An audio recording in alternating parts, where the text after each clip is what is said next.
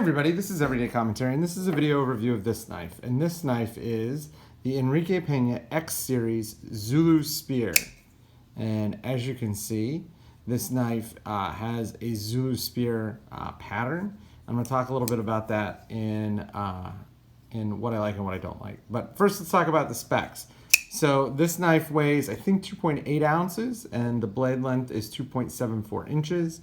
It came in 4 variations. They were all $275.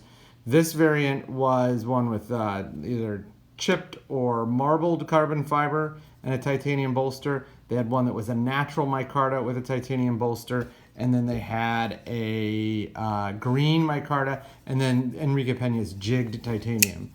The jigged titanium one actually weighed a little bit more. All the other ones were right around that 2.7, 2.6, 2.8 ounces. This knife was designed by Pena, and it was based on a pattern that was popular in the 1920s called the Zulu spear. If it did not have this part right here, and it was simply open this way and it did not lock, then it would be pretty much identical to one of those 1920s Zulu spears. However, what Pena did in modernizing it is he gave it a lock and a clip, and he gave it a way to open it with one hand. And as you can see, let's see if we can do it on, yeah. You can open this knife really quite easily with one hand thanks to this little tab here. It is a front flipper, but it still retains the nail nick, so it can kind of pass as your grandpa's knife, even though I don't think your grandpa had carbon fiber on it. That is the design. The maker is Dave Dang at Reate Knives. And we've all known Reate for a couple years now. They make some of the better production knives out there. They make really fine handles. They do really great machining. I just have never found any of their knives to be particularly good cutters, in large part because the stock that they start out with is massively thick.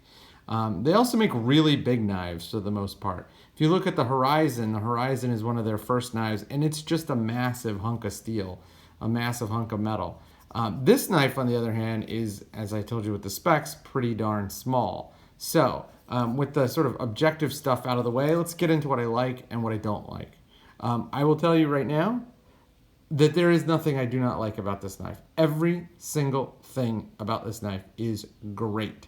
This is a knife that will do everything you ever want a knife to do.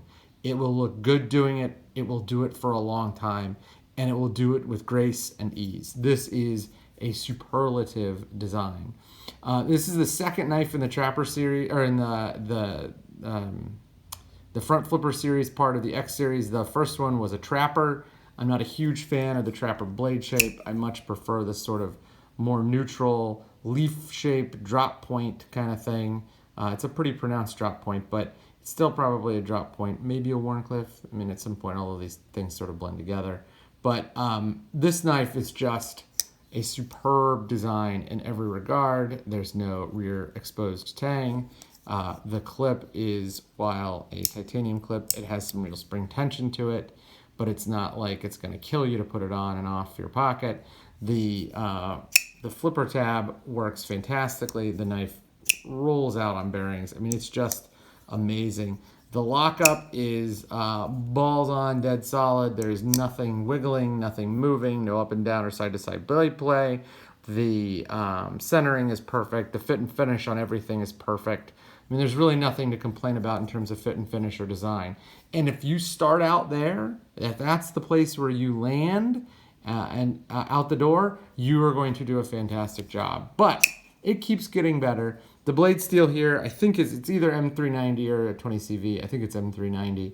So it's a fantastic blade steel. The knife feels really good in the hand, in part because they took off the corner on this clip. You saw this on the clip for the Sharp by Design Void. And boy, does that little knockdown make a huge difference. This thing just locks in the hand. It is so good. So good in the hand, and this doesn't bother you. Some people might complain because this is not an especially deep carry clip, but this is really sort of an unoffensive knife, even if you pulled it out of your pocket. Unless you're like popping it all day long or doing stupid things, it's probably not going to scare anybody, especially because it has that oh-so-friendly nail neck. And I really do like the nail nick. If I'm in a crowded area, which given COVID-19, I haven't been in a crowded area in 2 months, but I assume eventually one day we will be able to go back to crowded areas. Opening this knife with a nail nick is super, super, super people friendly.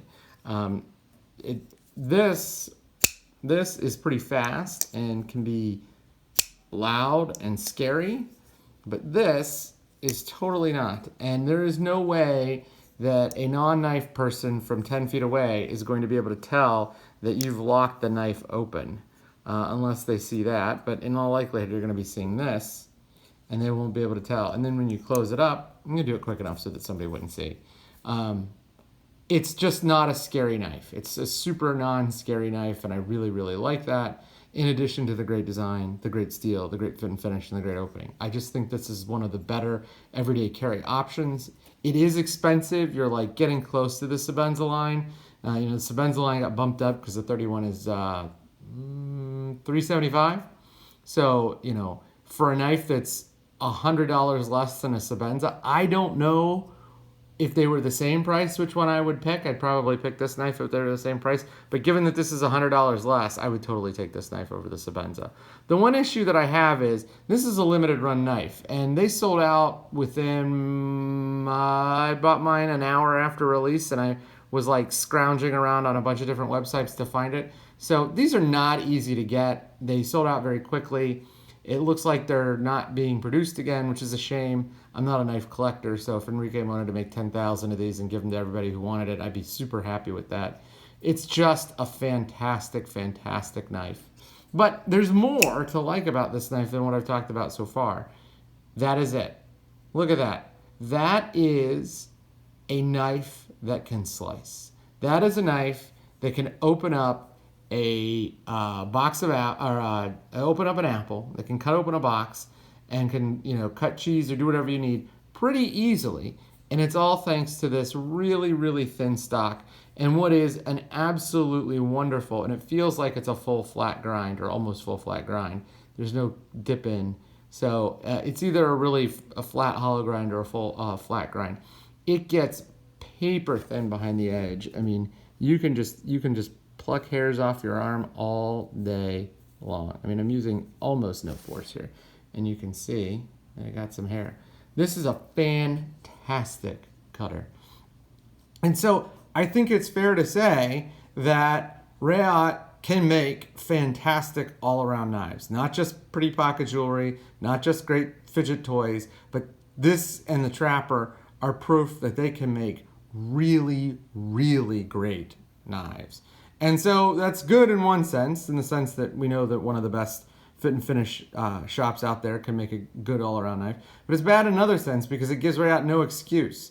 They have a bunch of really big, beefy folders that are great fidget toys and look great on Instagram, but they can't cut worth snot. And now that we know that it's not some sort of like machining deficiency or some equipment that they're lacking, but it's instead a choice, I think that's a problem. If they can make this knife and they can make it this well, then they should be able to make other knives that are just this slicey. I think this knife really demonstrates how on point Pena's designs are right now. Like the tactical thing is kind of thankfully faded away, and we have a lot more utilitarian designs, or even these kind of designs that harken back to traditional knife patterns. And those traditional knife patterns, they stuck around and they stick around because they work. And the fact that he was able to take the core of that traditional knife pattern and update it into a modern folder with all the modern amenities makes this one of my very favorite knives. This is certainly the best knife I've seen in 2020, and I really don't know what somebody's going to do to top it. I'm looking forward to getting my hands on a Micro Evo by Brian Nadeau, which I should have waited for instead of getting the Void. I just knew the Void was not going to work. I shouldn't have thought that a knife that thick and heavy was going to be my jam. But this is a great knife, and it's going to be interesting to see if the Evo can top it. Another knife that I'm keeping an eye on, and it all depends on what it's like, is the, what's it called? The Flash Run from Spyderco, the Bombshell. That knife has a lot of nice specs to it. It looks like it could be a real competitor, and if it has a good, deployment, it might be close. It's a little heavier than this knife. Another knife that I'm looking at which is much bigger than what I normally like, is the Mini Buster by We Knives. So those are things that I think are coming down the pike that might be close.